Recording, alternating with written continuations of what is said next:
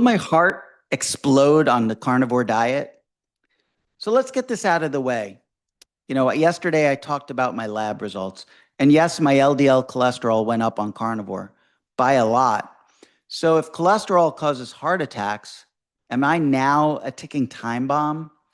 That's what I want to address today, using my labs, the current science, and the metabolic picture.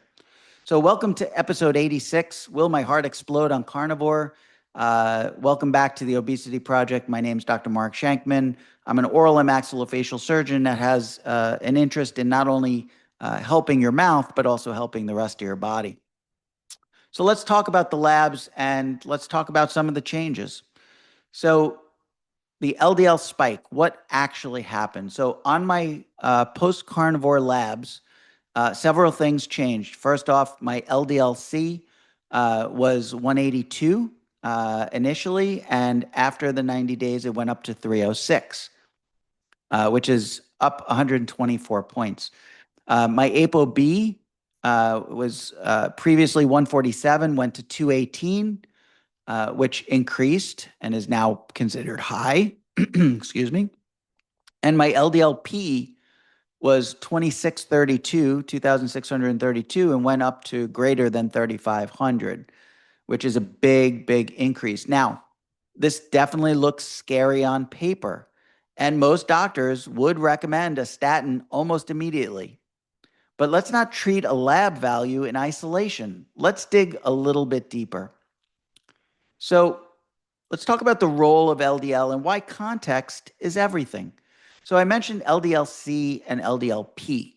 So LDL-C is the amount of cholesterol inside those LDL particles. LDL is sort of like a bus, and the fat and triglycerides are water insoluble. They can't dissolve in water.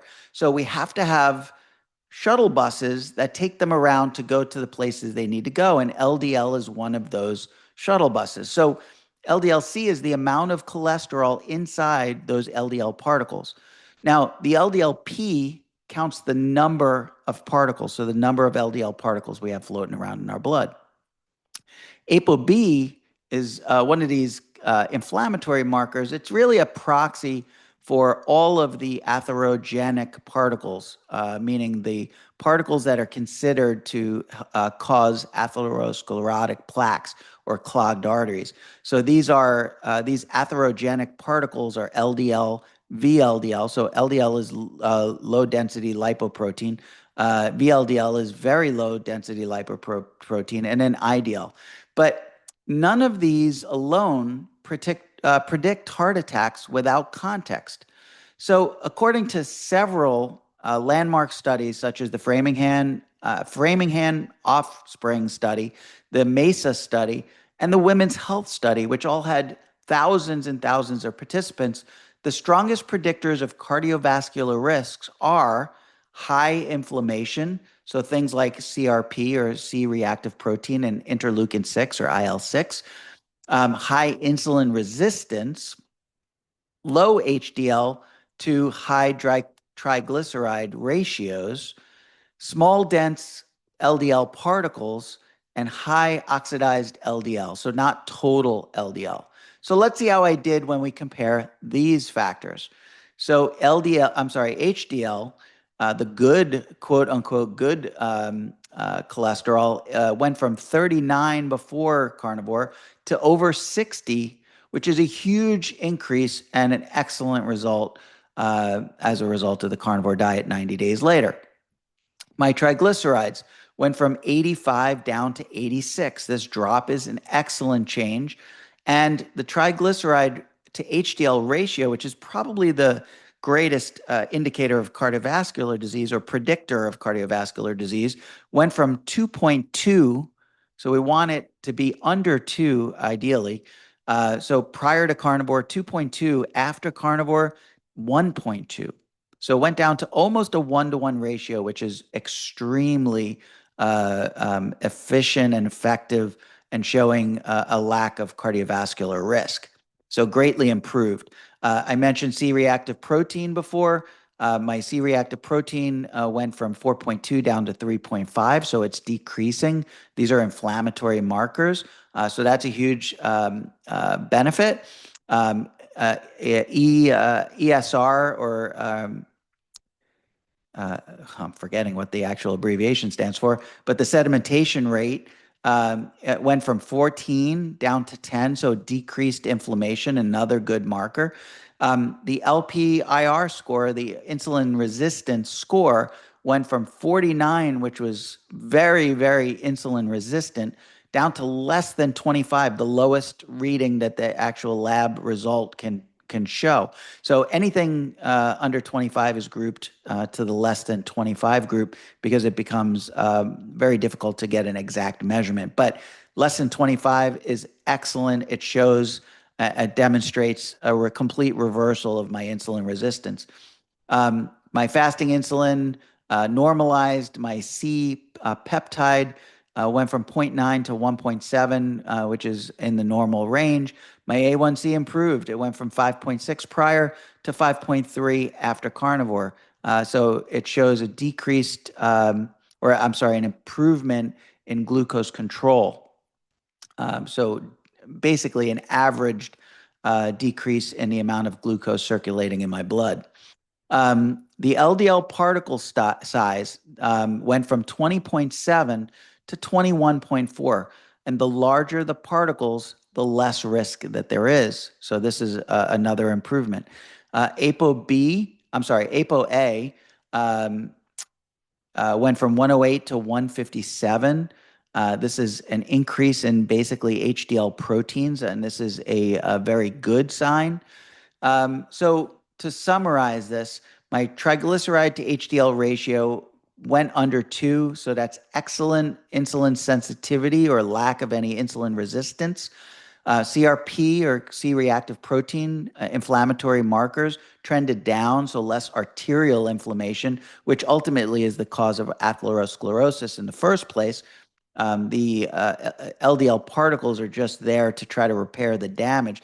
But if there's no damage from the inflammation, you don't actually have to worry about LDL particles at all, right? So if there's no inflammation causing endothelial disruption or the cells that line the arterioles, the arteries, then you won't have any inflammation causing those disruptions, and LDL can't bind. The larger LDL particles are more buoyant, and they are lower in their atherogenicity, so the ability for them to create plaques decreases. And ApoA increased, which is a more protective HDL function, or the good cholesterol. So translation in English, everything that drives heart attacks improved. LDL is high, yes it is, but my metabolic risk profile dropped as a result of these other markers. So let's talk about what actually causes heart attacks. So it's not just high cholesterol. What kills most people is inflamed endothelium, so the lining of the arteries, insulin resistance, which is damaging those blood vessels, oxidized LDL particles penetrating those damaged arteries. Oxidized LDL particles are what actually creates the inflammation and the disruption inside those arteries endothelium. And the plaque rupture in a vulnerable vessel. So these are the things that actually cause the binding of the LDL, creating those clogged arteries. But you have to take into account all of these other factors. If we treat the inflammation, if we prevent the endothelial disruption of those arteries, we can absolutely prevent blockages and LDL from binding in the first place. So there were a couple studies that I wanted to mention. In Lancet 2017, the CANTOS trial showed that reducing inflammation without touching cholesterol dropped heart attacks by 15 to 17%. And in Diabetologia in 2019, say that 3 times fast, showed that insulin resistance is independently predictive of cardiovascular mortality, even in normal weight people. So here's the real question.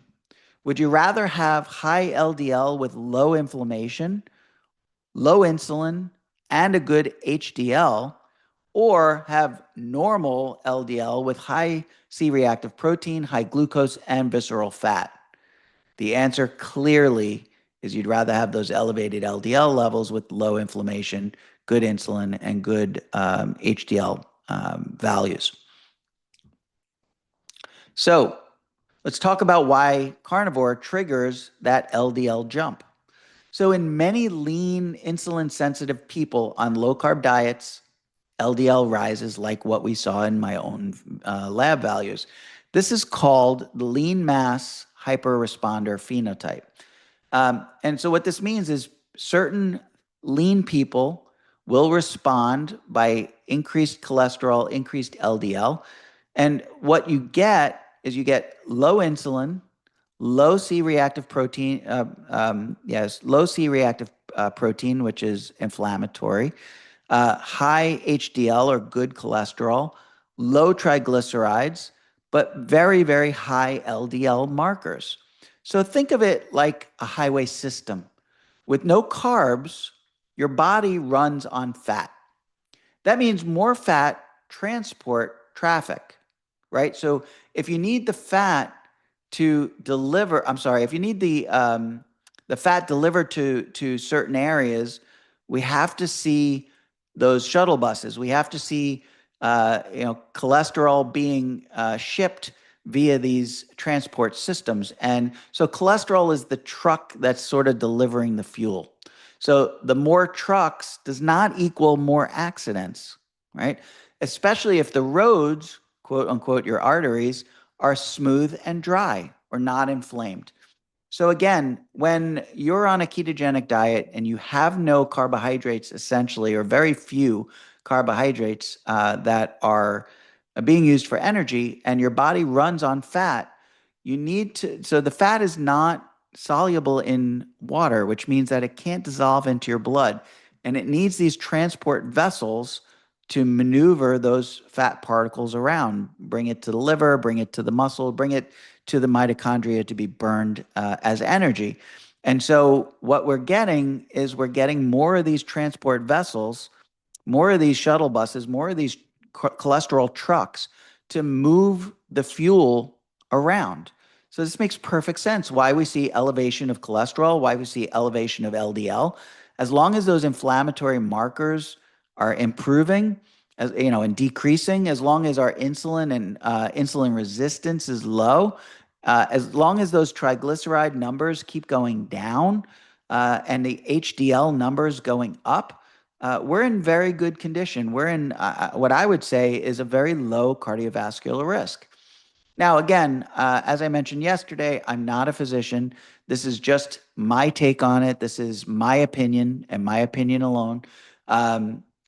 Many other people have the same opinion, but I'm not here to tell you exactly what to do. I'm not a physician. I'm not here to treat you or your lab values, but I'm here to share this information with you and help people to understand that an increase in LDL does not equate to you having a heart attack, your heart exploding.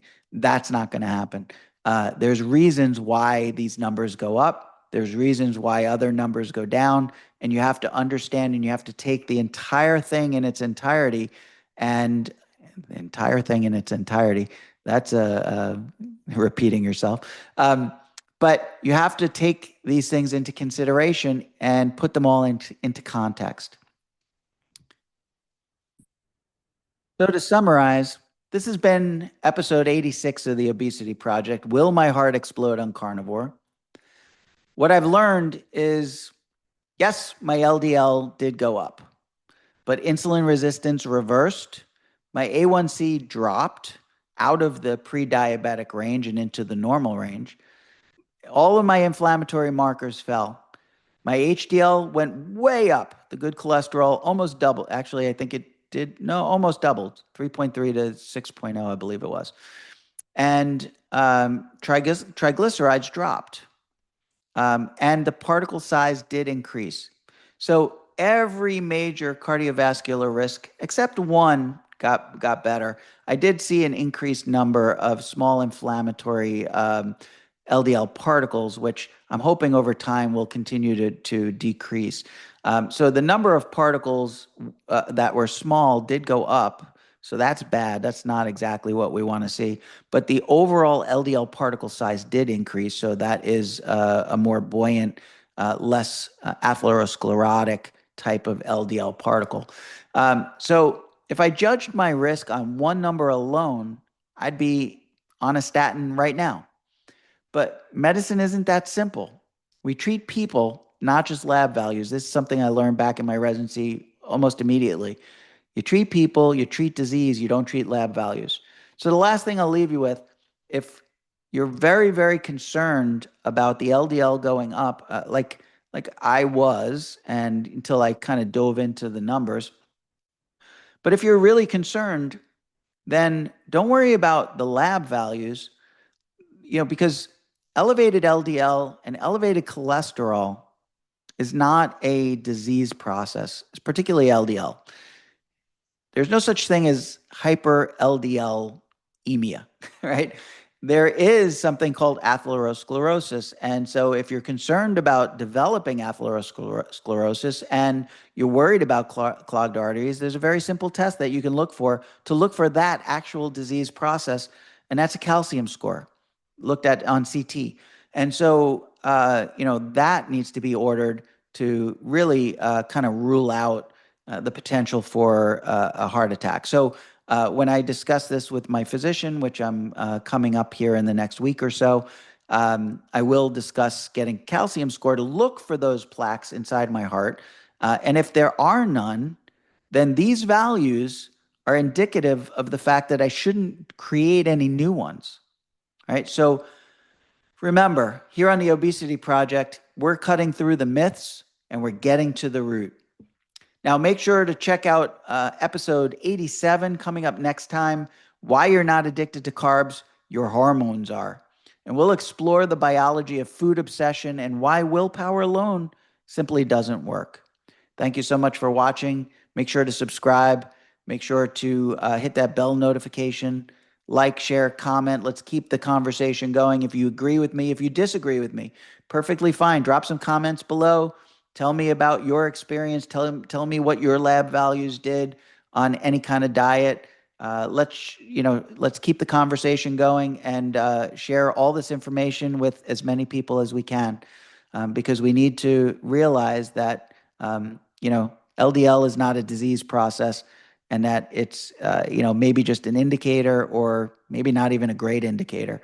But I will see you in the next video. Take care of yourselves.